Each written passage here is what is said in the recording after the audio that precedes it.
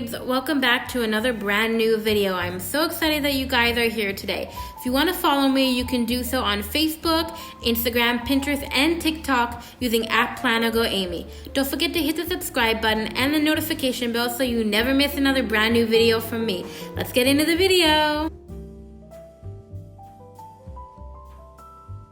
Hey guys, welcome back to another video here on my YouTube channel. And for today's video, I thought we would do another book review. Since it's close to Christmas, I thought we would do another holiday book review. And if you know me and if you follow me on TikTok and Instagram and you've seen the reels and the stuff I've been posting, you'll know that I'm super into hockey romance. I quite enjoy that. Very Canadian of me, I will say that. So since we're close to the holiday season and I like hockey romance, why not do a holiday hockey romance book review? This is Check the Halls by Gillis, who is a Canadian author. This is the second book in the Ottawa Otter series, the first book being Oh Goalie Night. And also, one cool thing, I love how the edges align. Like, do they? I think they do. Whoops, I have it backwards. There we go. Isn't that so fun? I just quite enjoy that. So basically, Check the Halls follows Madeline Claremont and Ben Michaels. And you'll remember Ben Michaels from Oh Goalie Night because Oh Goalie Night follows his sister, Beth Michaels, and the goalie for the Ottawa Otters, Foster James.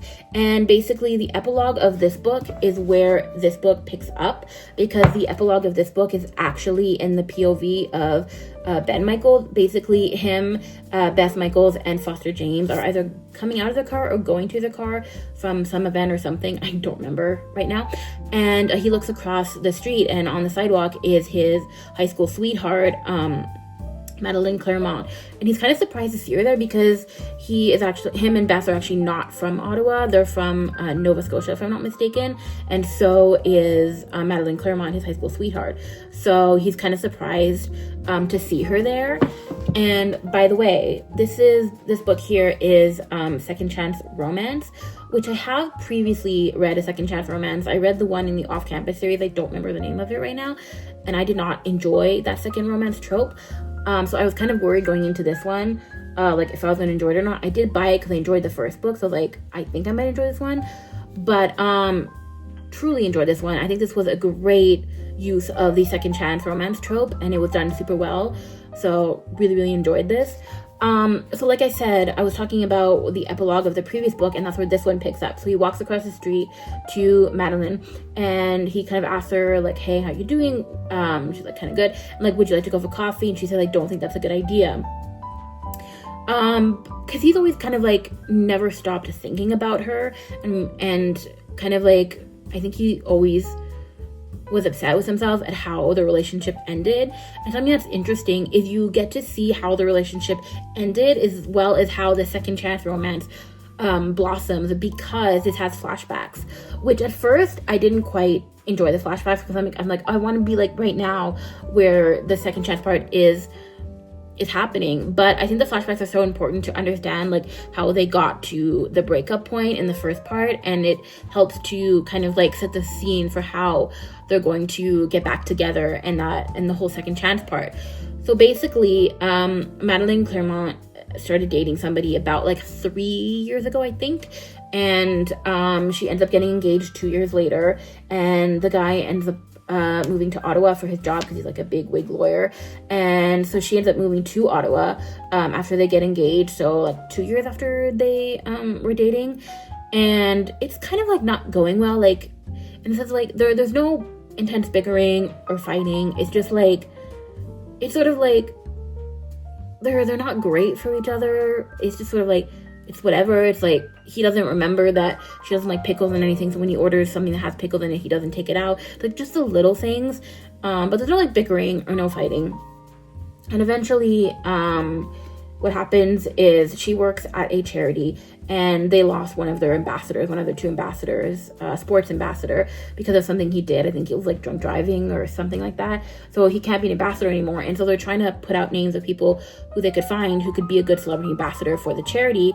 because they have 2 celebrity ambassadors, male and female, and all the names that are being put up are not really people that are sports related. She's like, I think we still need to be in the sports world since this charity and the goals that we have are sports related.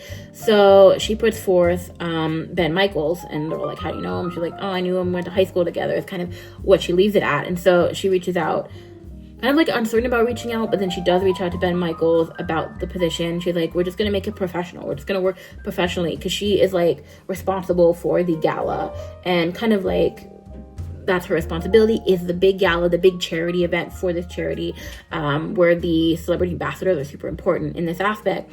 And so it's through their like professional, or attempt to be professional working relationship, that they kind of get back together. And it was like, this was just such a good second chance romance that I think I'm not going to be afraid to read other second chance romance. Like, okay, I'm not really like afraid, because I think that's like pretty drastic to say I'm afraid to read a book, but there's always like that like worry when you're starting a book, like, am I actually gonna like it? Is it gonna be good or not?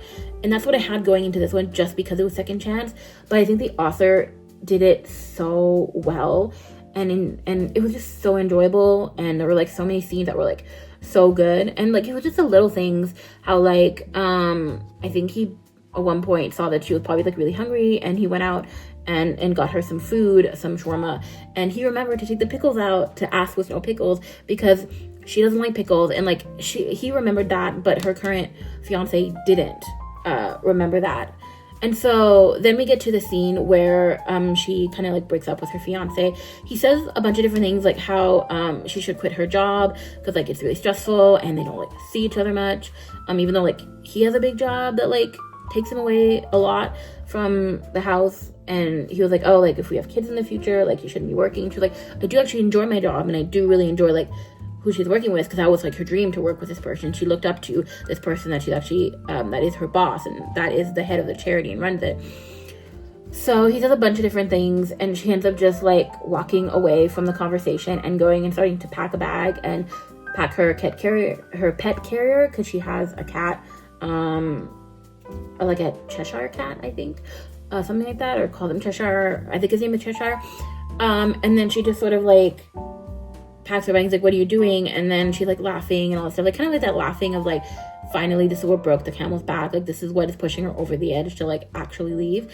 And then she just like takes the ring off her finger and just like lets it fall on the floor in front of him, and then walks out. And then she goes to a bar at a hotel, because she intended to stay at the hotel, but that hotel does not allow animals. And so she thought she was texting Ben's sister, Bess, who she had kind of become friends with throughout the book, being like, oh, where is there a hotel that would like allow like cat? She put a cat emoji, but she ends up texting Ben instead. He's like, are you okay? Like, what's going on? And then she like calls him, or he calls her, I can't remember, and he can kind of tell that she's drunk. And he's like, okay, where are you? What hotel are you at? And then she mentions, so he goes and he finds her, and he's like, okay, you're gonna come back to my place. And that's sort of where you also have the forced proximity trope that comes in, which I am a sucker for a good forced proximity trope, because I think you get to see like a bunch of little things that they do for each other that I think is just like so fun. And so like, it's just like the little things. I'm like a little things person in the book, and I think this book has that too. So he takes her back to his place, and eventually he's like, you know what, I'm gonna let you stay here alone, as they're like trying to like figure things out and figure like maybe are they going to rekindle the relationship. He ends up like not like moving out of his place, but he ends up being like, you can have my place to myself. I'm gonna like room with one of my teammates at his place. And then she ends up getting like sick, like really, really sick, and has to go to the hospital. But she's really, really nervous about going to hospitals, just because her father died in a hospital. And so it's like just not like being in that sterile environment with all those sensory things and those, you know, the smell of like a hospital and all of that just like kind of pushes her a little bit over the edge, and she just doesn't like that. But she has to go to the hospital to have surgery, to have something removed. I don't remember what it is now, which is so fantastic. I read this book like a week ago. You'd think I would remember. I don't, for some reason. Don't ask me why. And he ends up like caring for her, but then he has to go to a game, an away game, but he doesn't want to go, and he's like trying to talk to the team to be like, hey, can I get a special leave or something? And they're like, sorry, no, we can't approve it. You'll be fined if you don't go. And he was like, I don't want to go. And she's like, but you should go. And he was like, but I don't want to go. And he's like, go. And this is kind of where you get one of my favorite scenes in the book. Because his coach ends up saying something. What does his coach say? I'm trying to remember. He talked about how good of a player he is, and at one point, he goes, this charity work you've been doing, it's gotten a lot of good press for the entire team. I just want to be sure that you're not overextending because you have lots of years left in your career, and if you keep playing the way you've been playing and setting a good example for your teammates, I see a captain's badge in your future.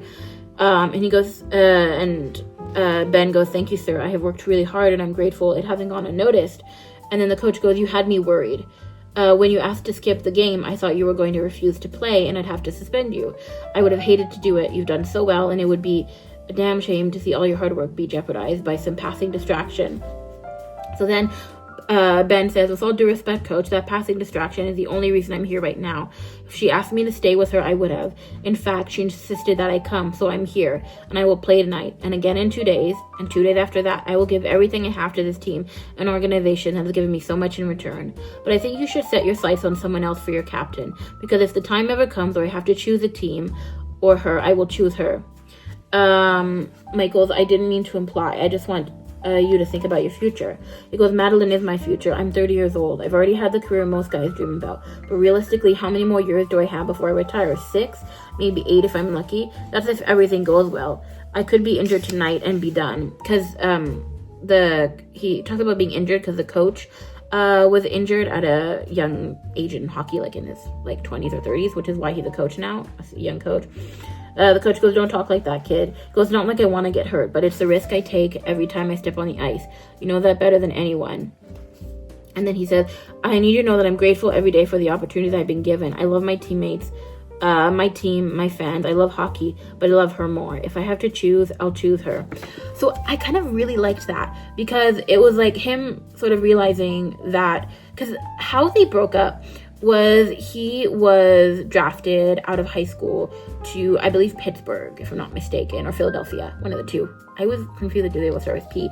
And he had it set that she would go with him to Philadelphia or Pittsburgh, wherever he was drafted to.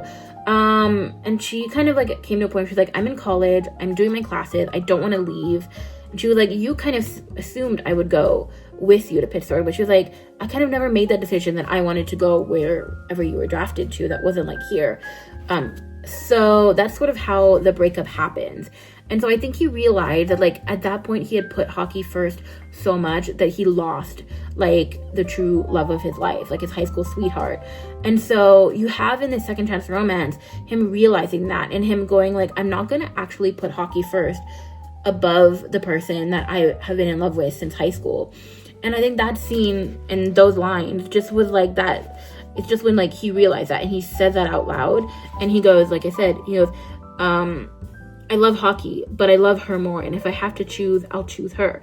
And I think that's such a beautiful thing. And that's sort of where you see okay, this is the part where we're second chancing, where he's in that second chance. And this was just literally so fantastic. Could not enjoy this book more, could not recommend it more.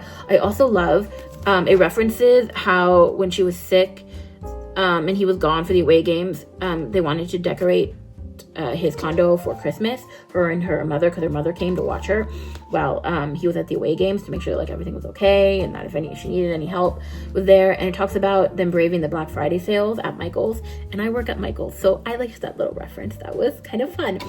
But yeah, literally could not recommend this book more. If you're really into second chance romance, highly suggest you read this one. If you're into hockey romance, highly suggest you read this one. If you're into holiday romance, highly suggest you read this one. If you're all of that, second chance, holiday, hockey romance, 100% for you. If you have any other recommendations for hockey romance books in general, please leave them in the comments down below. I'm currently working through the Playing for Keeps series, so reviews on all of those books will be coming soon. I hope you enjoyed this video. If you did, let me know in the comments down below. If you want to see more book review videos, also let me know in the comments down below. You can hit the subscribe button and the notification bell so you never miss another brand new video from me. Until the next time, bye!